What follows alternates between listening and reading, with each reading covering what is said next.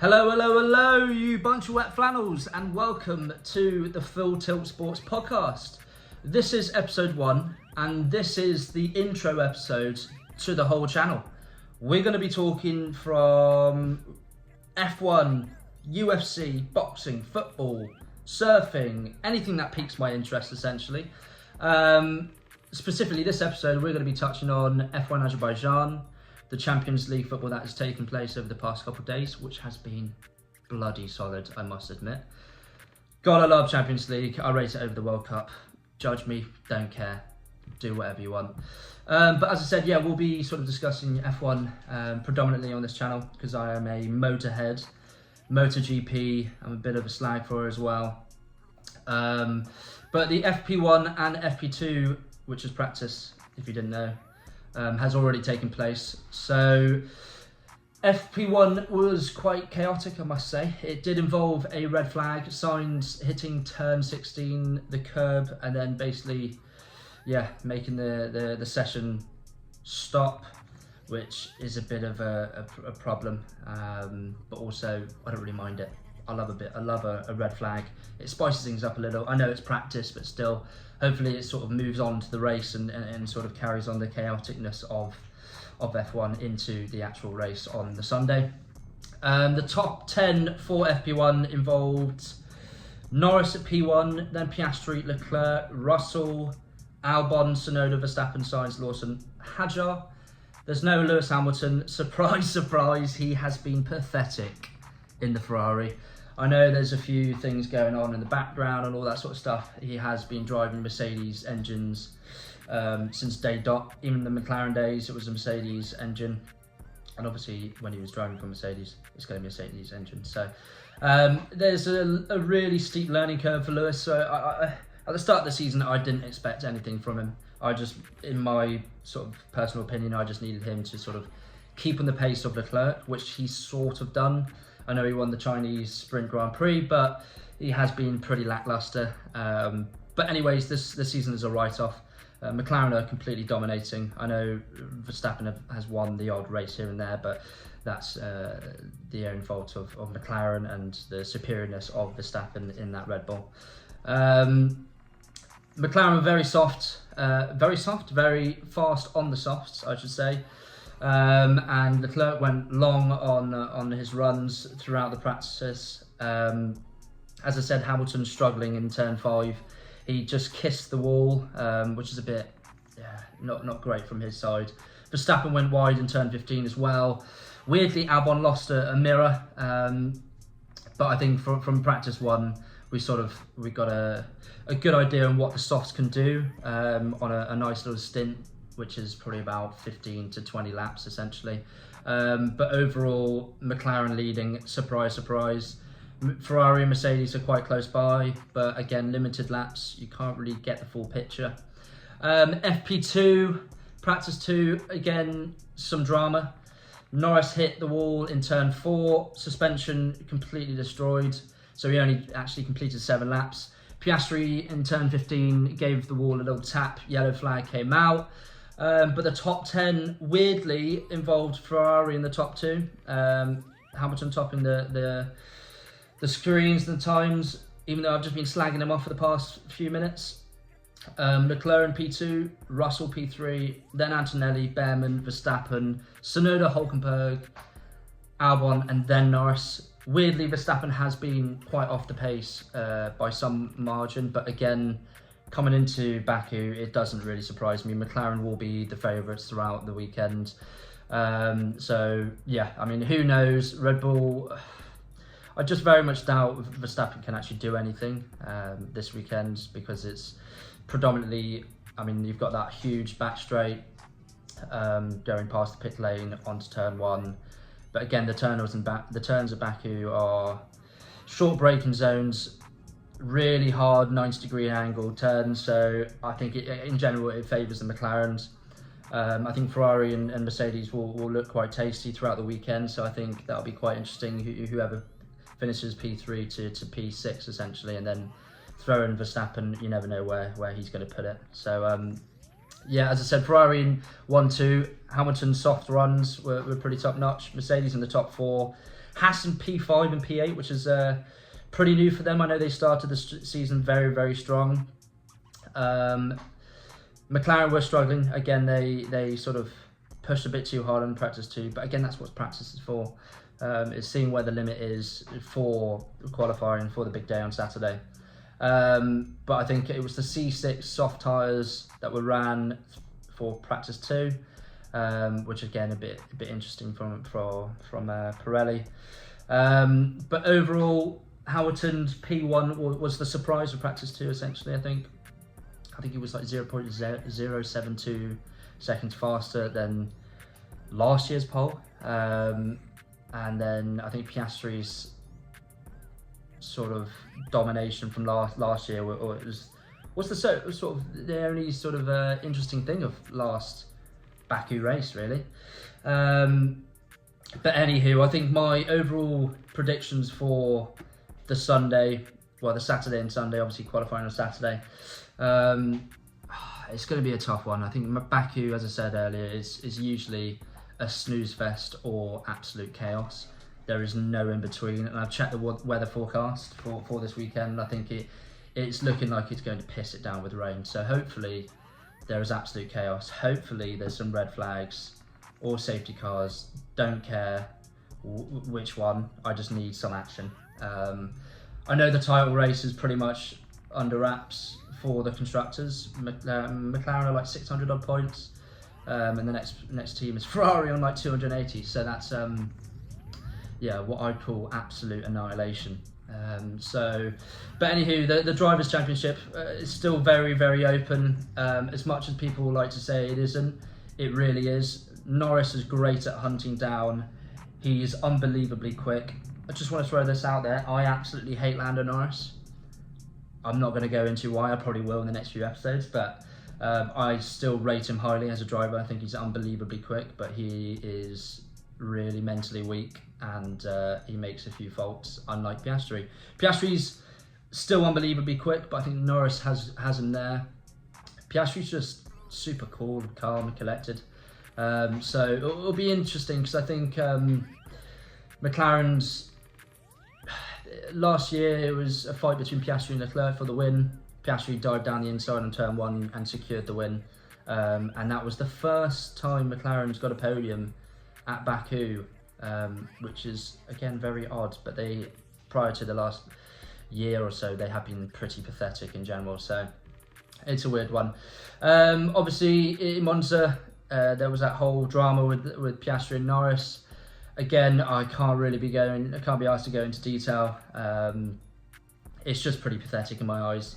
The fact that Piastri actually had the audacity to give back the position to Norris it shows that he's got a cool character, he's got a nice character, but also you've got to be an arsehole in this sport. You have to take every point that you can get, and hopefully it doesn't bite him back in the arse. And by the end of the season, it'll be an interesting one. I think the championship's still very much open, and as I said, Norris is great at hunting down. So I think there's still 30 odd points, and there's still 9 races left and 3 sprints. So there's still plenty of points on offer, and another DNF from Piastri will literally swing it in Lando's his favour. So I don't know. We'll see.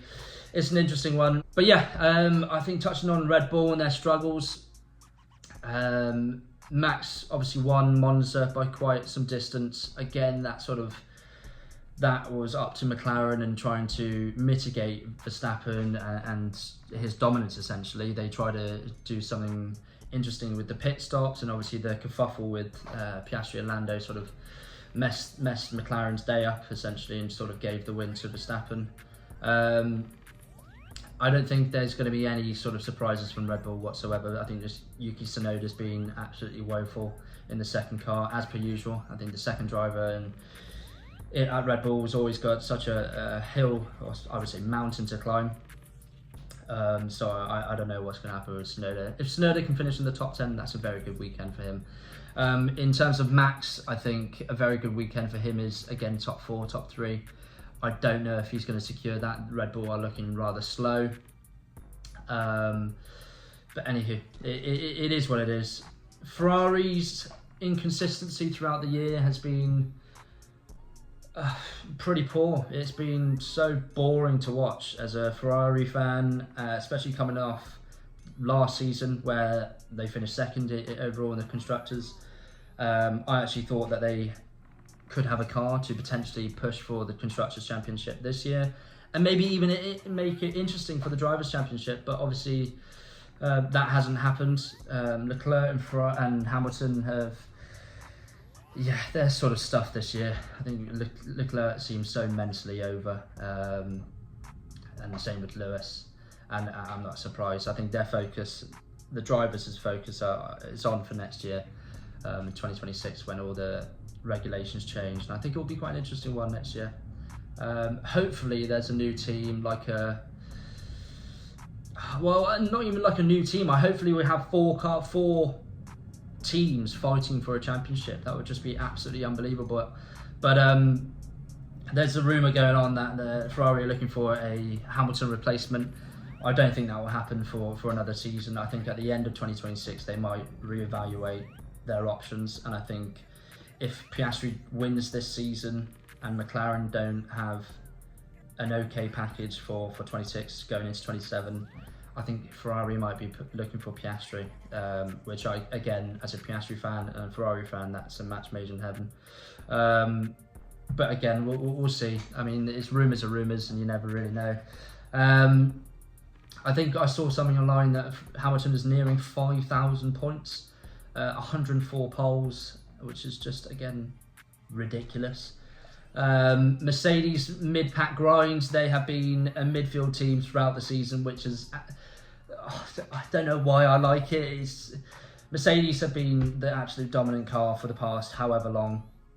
Obviously in the past few years they've been pretty woeful, but I don't know, I sort of enjoy the fact that they're being so bad. Russell has been the standout driver for them, of course. Antonelli has been, he's an 18, 19-year-old. He's going to be, he has been pathetic. I definitely thought it was way too early throwing him into the deep end, i.e. throwing him into the Mercedes car. But Toto Wolff thought otherwise, and who am I to judge when Toto Wolff is the team principal and he owns part of the team, and he's basically a billionaire, so who am I to judge? But it'll be an interesting one for Mercedes this weekend. I think if they can get a podium, that's fantastic. I think if they can secure P4, P5, again, that's very, very solid. But it's Antonelli doesn't have any gravel pits to basically screw himself over. He has been spinning way too much. He's been crashing way too much. And I think George has basically taken the reins of the team as he should. He's the more experienced driver. So hopefully he can put a few interesting laps in qualifying and push it for on Sunday. So we'll see. I think with the other teams, Alpine and Aston Martin, who knows, who cares really? I think the ones to watch is potentially Williams. They have been pretty solid. Well, Albon's been pretty solid throughout the season. Sainz has been, again, pathetic. I don't know what's going on with all these sort of driver swaps. Maybe they're just like, it's the last year of the regulations. Maybe they're just trying to get used to the team, that sort of thing. I mean, Sainz sort of knows that Williams isn't going to be hunting down for a win per se. But again, with Lewis being so pathetic, it's a weird one. It is a weird one. But yeah, I think the weekend will be an interesting one. I think on the topic of Cadillac bringing in Bottas and Perez, I think that's a phenomenal shout. I think they're getting two incredible drivers, race-winning drivers. More importantly, Bottas is a very consistent, solid, concrete driver. Perez, I know he had some major up and downs at Red Bull, but again, I think he is a very underrated driver, and the sport swiftly moves on, and people just forget that he has been a phenomenal driver, in my opinion. He was pathetic in the Red Bull, I have to admit, but I think this could be a new sort of fresh start for Perez and Bottas. They've been out of the F1 sort of circus for a little bit of time, but I think Cadillac, as I said, are getting some really, really solid drivers, so hopefully they can create a team that can be all right in 2026 going forward, really. Hopefully they turn themselves into a midfield team. I know that's sort of a bit of a dream, but again, we'll see. Swiftly moving on to the Champions League. So Champions League is back. Thank Christ for that. It's been a great week of football. I think as an Arsenal fan, it has been great. We absolutely dominated Bilbao. We set up correctly. Obviously, with Saliba being out, it was a bit of a interesting one. But I think with all in all, I think we hit the nail on the head with the setup, the formation, the people starting, the players starting, I should say. I know the super subs Martinelli and Trossard came on and scored, Martinelli scored in the 71st minute, and with Trossard assisting. So again, super subs doing what they should be doing. They should be coming on and making an impact, which has been incredible to watch. Rice again being the midfield anchor, back from suspension. So again, that's really, really huge for us in general. Timber and Calafiori, they have been, for me, the standout so far this year. They have just been unbelievable in the Premier League, sort of integrating themselves in the midfield, staying out wide as well, overlapping on the wingers. I think we're going to be a force to be reckoned with, in my opinion, with the best defensive team in the world. Scoring goals, I think with Gyökeres, I think we could do something as well. So Champions League wise, I think we might have a chance of winning, but again, this is so early doors. This is literally the first game, so I might eat my words in a few weeks. Yeah, I mean, it was a good game, fun game to watch. 3-0 if I can remember correctly. But yeah, a really, really good one to watch. I think the other game I watched was the Atletico Madrid versus Liverpool, with Simeone getting red carded right at the end. I mean, that was absolutely brilliant.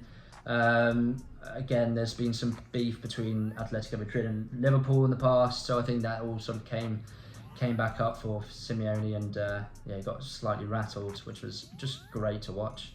What was the other game? Real Madrid as well. Real Madrid versus Marseille.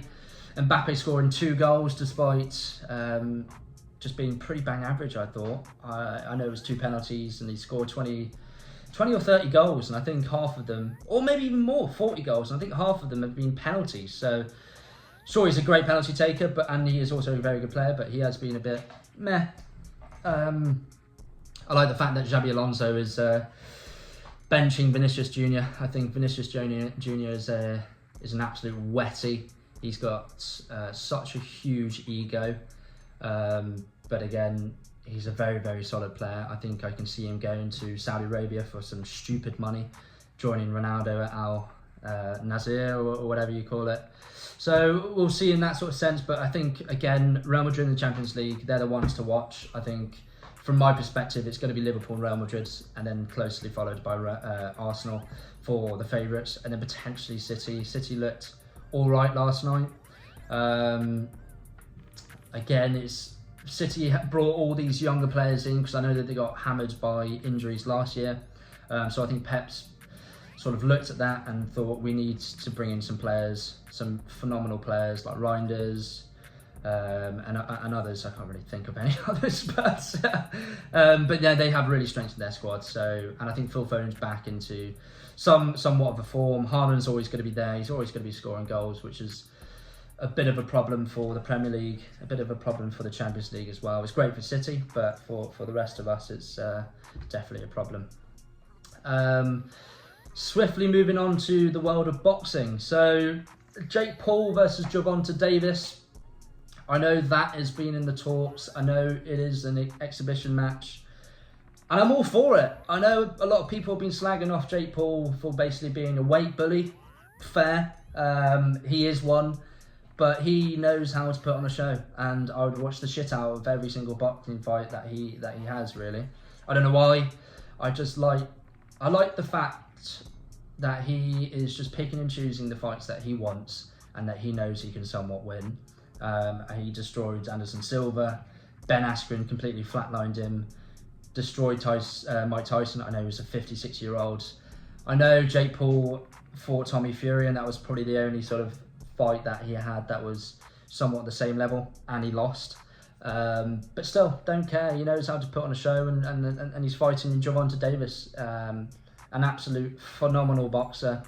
I think Jake Paul weighs around 200 pounds, and Tank Gervonta Davis weighs around 135 or 140 pounds, which is a huge difference. So again, if I was Jake Paul, I would just smother him. I would literally just jab, and smother him, and just get him drained, and then just stick it on him for the last few rounds. I don't know how many rounds it's going to be.